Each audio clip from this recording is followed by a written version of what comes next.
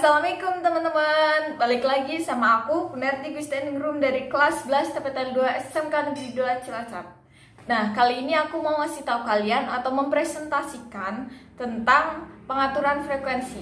Apa sih pengaturan frekuensi dan yang lainnya? Yuk simak videonya dan jangan lupa buat like, komen, dan subscribe, oke?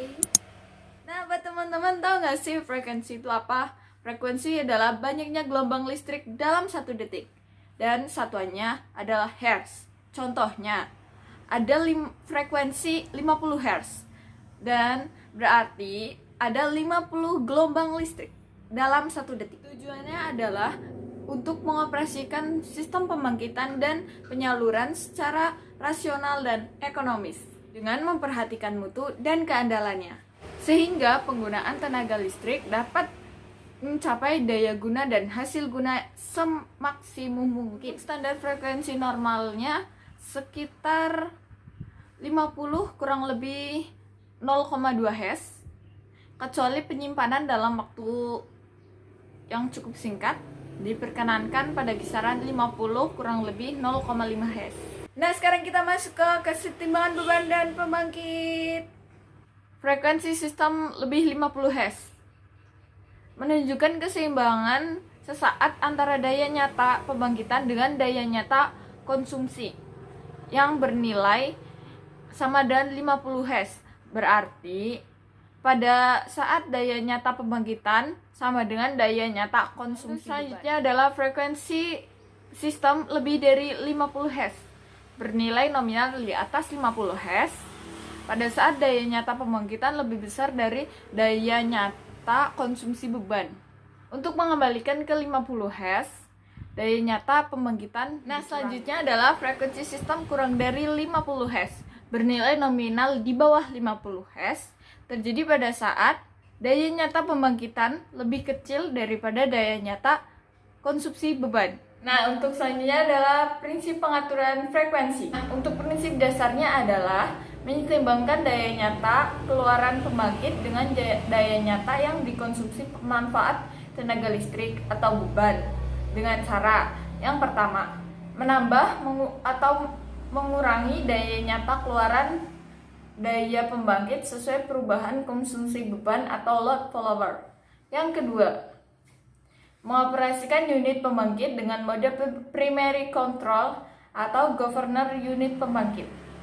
Yang ketiga, mengoperasikan unit pembangkit dengan mode secondary control atau program LFC, Load Frequency Control atau AGC, Automatic Generation Control. Untuk metode primary control adalah pengaturan primer dalam sistem tenaga listrik adalah governor free. Prinsip kerja governor free yaitu pengaturan frekuensi sistem harus dilakukan dengan melakukan pengaturan penyediaan daya aktif dalam sistem. Nah, untuk metode secondary control ada 2, yaitu yang pertama ada LFC, Load Frequency Control.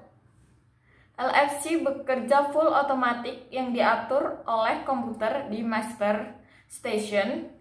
Kemudian setelah sampai di unit pembangkit, diatur oleh sebuah peralatan yang disebut load coordinator yang langsung berhubungan dengan peralatan kontrol unit pembangkit antara komputer di master station dan load coordinator saling mengontrol.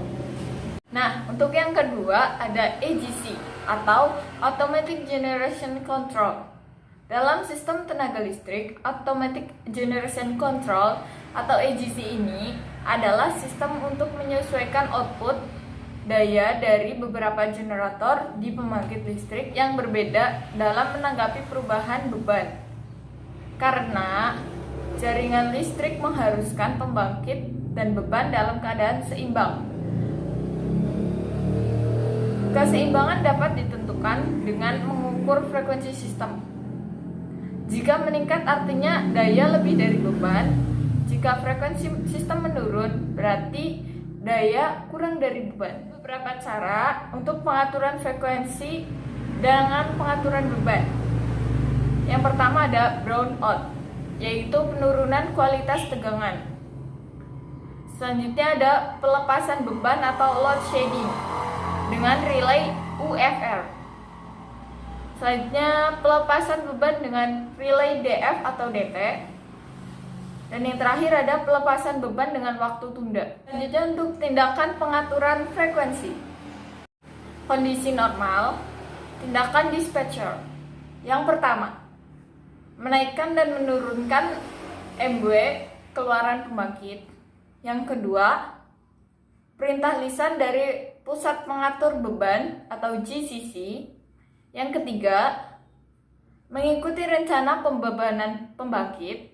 Dan yang keempat, bila frekuensi di luar rentang 50 kurang lebih 0,2 Hz, otomatis. Dan yang kelima, pengaturan primer atau governor free, adanya di pembangkit.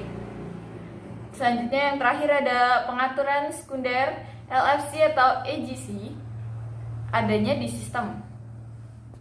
Nah, pada saat kondisi gangguan, ada tindakan dispatcher. Melakukan pengurangan MW pembangkitan atau pengurangan beban sistem melalui brownout atau load curtailment. Melakukan manual load shedding. Otomatis yaitu automatic load shedding oleh under frequency relay atau UFR atau oleh aplikasi melalui SCADA. Dan yang kedua ada host load pembangkit. Buat teman-teman, jangan lupa ya buat klik like, comment, dan subscribe. Oke?